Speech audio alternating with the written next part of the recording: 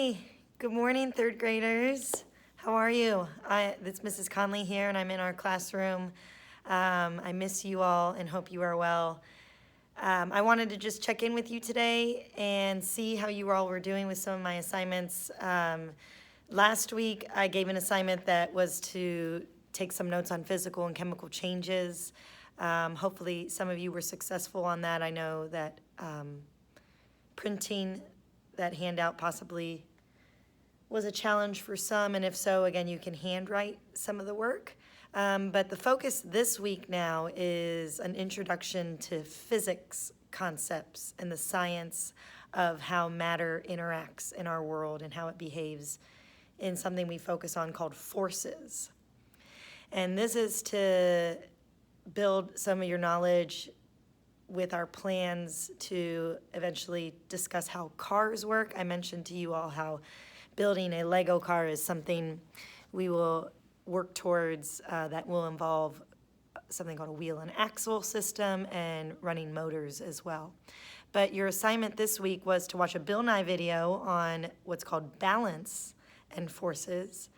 And what I'd like you to focus on in that video is, what is a force? Listen to words being used like a push or a pull. Listen to the words being balanced or unbalanced. And what does it mean to actually make matter or objects move here in our universe? What causes motion?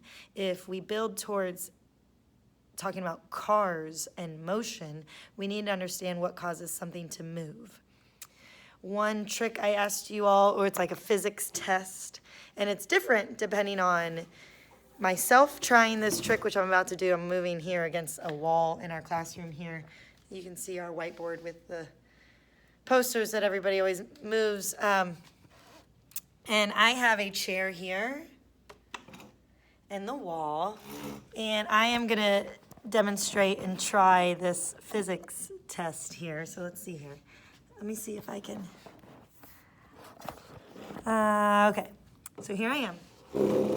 I am going to take 3 steps away from this wall. 1, 2, 3. I'm going to lean forward and put my forehead against the wall. Pick up the chair and then try to stand up. But something called my center of gravity, I can't do it. And now it might be different for myself trying that, and if you all ask your parents to try it, or another family member that's there with you, try out that trick. It plays in the video link for the YouTube video at about 13 minutes, 14 minutes into the video. All right, so the next thing then is thinking about forces. What is being balanced? A push or a pull, and then to consider building a bridge out of paper this week. This is linked to, if you look on the Google online planner, it's on Friday. Here I am in our classroom, and I have 2 books, or 2 stacks of books. I have a ruler. That's for me to measure 6 inches apart. And I have some paper. You can use paper and scissors to change your paper, cut it smaller, however you'd like. You can test and try with as many pieces of paper as you would like, but the final design that you'd like to share with us as a class needs to be just 2 pieces of paper. No tape, no paper clips, nothing else. And when you watch the video, you're going to hear about different bridge designs and the names that they use. I want you to, again, listen in the video for what is a push or a pull. If something's going up or down, consider balanced forces.